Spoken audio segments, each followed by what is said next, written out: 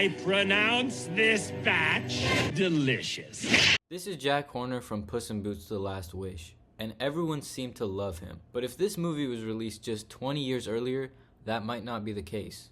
Why is that? Recently I saw some videos by a channel called Toon about these animated villains, and they inspired me to make this video because each one was about a different type of villain. After watching those videos and thinking about the topic, I came up with the answer for the question that I posed earlier, and it has to do with what I call the villain paradox. A phenomenon that every movie producer and scriptwriter will have to deal with when creating a movie with a villain in it. To put it simply, the main reason why people love Jack Horner is because he was an unsympathetic villain. A villain who was evil for no reason besides he felt like it. This is the general consensus of people who watch Puss in Boots 2 and were fond of his character. Because most, if not all, the villains we have been getting lately always need wacky reason to be villains. I have a sad backstory, therefore I'm a villain. Or, I went through a traumatic event, therefore I'm a villain. The reason we like him so much and say he's a refreshing villain is because he doesn't need those wacky reasons to be evil. He just outright is, because he likes to be evil. Just like Ethical Bug said, he's an irredeemable monster, a selfish brat who is naturally a bad person. He's aware of that and enjoys being that. It's pretty refreshing to have villains without an overcomplicated backstory which lead them to take that path, you know? In summary, the character of Jack Horner is refreshing to modern audiences in a time where every bad character needs a tragic backstory. However, not so long ago, things seem to be quite the opposite. Although it's true that the landscape of movie villains has shifted quite drastically over the years, it's still kind of jarring to see people complain about this issue when I can remember a time when people would complain about villains being too one-dimensional. Growing up as a 2000s kid, I grew up with a lot of media featuring villains that were evil just because. At the time, there didn't need to be a reason for their actions. It was simply just that they were bad guys and the good guys had to put a stop to them. And there was no problem with this. Some of the best villains fit into this category. But once I became a little older, I noticed criticism of this trope start to arise. Discussion around how pure evil villains are one-dimensional and boring, how they lack depth and are unrealistic. I would say a lot of the criticism at the time was warranted. Growing up, I would watch shows where the villain would be cartoonishly evil, wanting to take over the whole world with the sole purpose of being to destroy it, or because they felt like it. It would be to the point where even my 7-year-old self would be questioning, what are they really doing this for? The only reason these type of villains exist is so that the hero has someone to defeat, and we the audience aren't meant to focus on the absurdity of the villain's master plans, but rather the heroics of the hero in stopping them from happening. Even minor villains like bullies, who aren't technically villains in most cases, but rather characters that harass or cause distress to others, were more critically examined during this time period. Instead of showing a bully beat up a kid and take his lunch money, now we would cut to a scene of the bully at home getting mistreated by his parents so we can see his home life and understand why he is a bully at school. Things like this make sense and are fair criticisms because they are true. Generally, most people don't do bad things for no reason, and most people don't get pleasure from harming others. Unless they're a sociopathic maniac. All this discourse around the topic ushered in a new era of villains. Villains with deep backgrounds and complex motivations. Villains that we as the audience can feel bad for. That we don't have to completely hate or root against because some small part of us can feel bad for them. They might be a villain, but they're also human, going through something that we can understand. Their way of responding to the issue might not be what we would do, but we can sympathize with where they are coming from. Now, these types of villains weren't obviously brand new, having existed in the past as well, but rather they started to become the dominant portrayal, and once these types of villains became the meta, people couldn't get enough. I know this for a fact because I lived through it. You would see people start to become personally attached to villains, which was at one point unheard of. Unless you yourself are evil, why would you root for a villain? They exist so we can shit all over them, so we can throw our popcorn at the screen whenever they show up, so we can celebrate their demise once it's all said and done and the hero finally prevails. Not so that you can fall in love with them, but that's what happened. I myself became greatly interested in villains like Tai Lung and Lord Shen from the Kung Fu Panda series because I could resonate with them to some degree. Megamind also fits into this category and is one of the most beloved villains out there. There are so many examples as this type of villain was in charge throughout the last decade or so, culminating to one of the most iconic in recent memory, that being the Joker in 2019.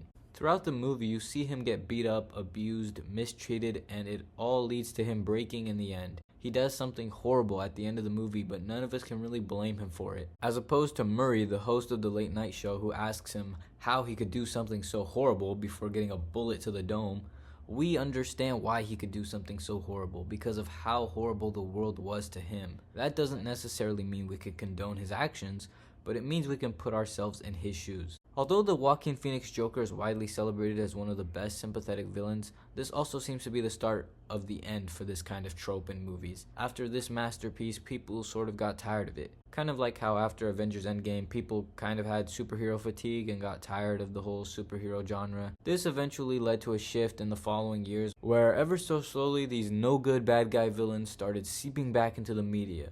Through 2020, 2021, and 2022, which was the year that Puss in Boots: The Last Wish released, featuring none other than Big Jack Horner, who was surprisingly not only adorned by fans, but adored to the same level as the film's other premier villain, Death, who is by far the single sickest character that I've seen in a long time. And it seems I'm not the only one who noticed this trend, as other people have shared similar sentiment. What is with people's sudden obsession with pure evil villains all of a sudden? They keep acting like they're so rare and never around. Being sympathetic and tragic isn't what makes a well-written villain.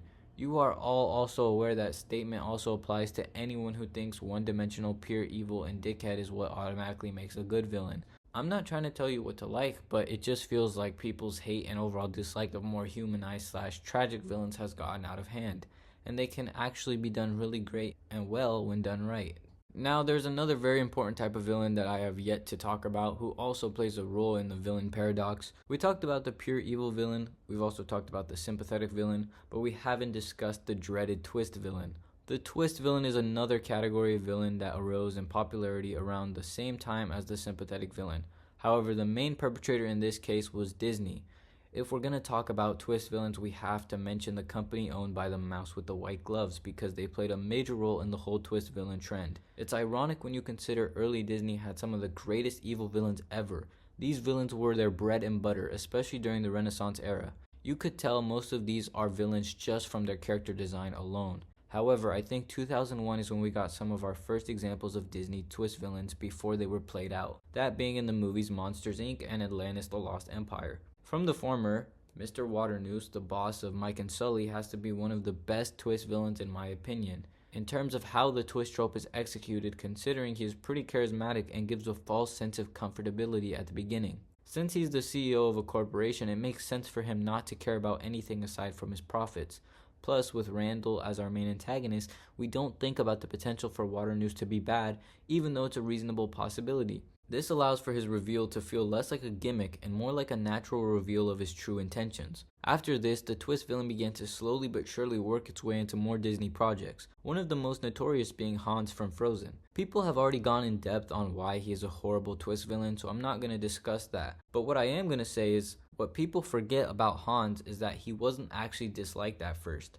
Originally, people liked the twist aspect of Hans because of the novelty of it. It wasn't until later, after the huge cultural phenomenon that was Frozen began to wear off on society, that people realized why Han was such an insane twist that caught us all off guard. That being that there was no indication from the beginning. He just went from good guy to bad guy within seconds, which we later began to rightfully call out as bad writing once we realized how stupid it was. I remember everyone raving about Hans being a twist villain and how cool it was back when it came out, but when you break it down, you find that the whole thing just kinda comes out of nowhere. It was to the point that theorists literally thought that the trolls that raised Kristoff used their magic on Hans as a way to get Anna to marry Kristoff instead, or something like that. This is all to say that people oftentimes think that the quality of a twist villain is what determines if people like them or not, which I mostly agree with. However, aside from extreme cases of the villain being either really good, like Turbo, or really bad, like Bellwether, this can be debated. For example, characters like Ernesto de la Cruz are still heavily debated by fans on whether or not he's a good twist villain or not. In actuality, I think another important factor is time.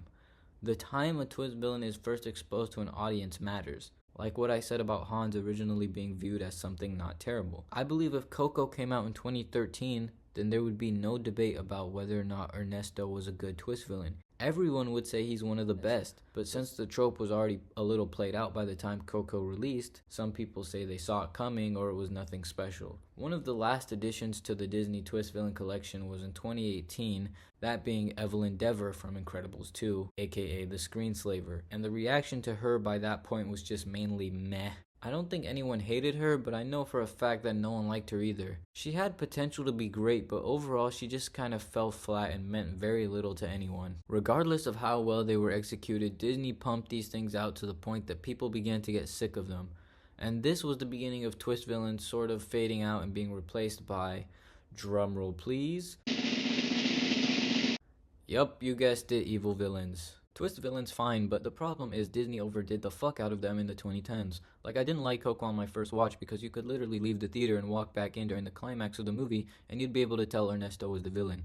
Furthermore, Hans isn't a good villain in my opinion because the twist comes right the fuck out of nowhere. It just feels like the movie had a curveball in the third act for the sake of having one, and his personality goes from chill guy to nutcase as soon as it happens. It works in something like Monsters Inc. because the villain has the same personality before and after the twist. It also works in something like Wreck-It Ralph where we are given the reason to be suspicious of the eventual villain before the reveal. It's been long enough since twist villains dominated our screens that they are finally starting to make a comeback, and that brings us to what I call the villain paradox. Every type of villain, whether it's the pure evil type, the sympathetic one, or the plot twist kind, has its strengths and weaknesses. The real challenge isn't the villain type itself, but figuring out when audiences are ready to see it again. Incredibles 2 failed at this. Its twist villain felt tired and predictable, while Puss in Boots: The Last Wish, on the other hand, nailed the timing, bringing back a straightforward evil villain in a way that felt fresh. That's the core of the villain paradox. It's not really about the villains changing, it's about our perception of them. Over time, people forget how much they used to enjoy a certain kind of villain. When Puss in Boots: The Last Wish came out, people said, wow, they don't make villains like this anymore. But the truth is, they never stopped. We just stopped valuing them. Every time a story features a purely evil villain, people called it shallow, stock, or cartoonish. Meanwhile, villains with tragic backstories or ties to larger social issues get praised as complex and original. But now that's starting to flip. Audiences are growing tired of the trauma villain trend, and suddenly the old school evil villain feels fresh again. It's all part of the cycle. What was once overused becomes interesting again, and what was once new starts to feel overdone. Ultimately, it's up to the movie makers to not only come up with a quality villain, but also gauge public opinion and know when to introduce them to audiences.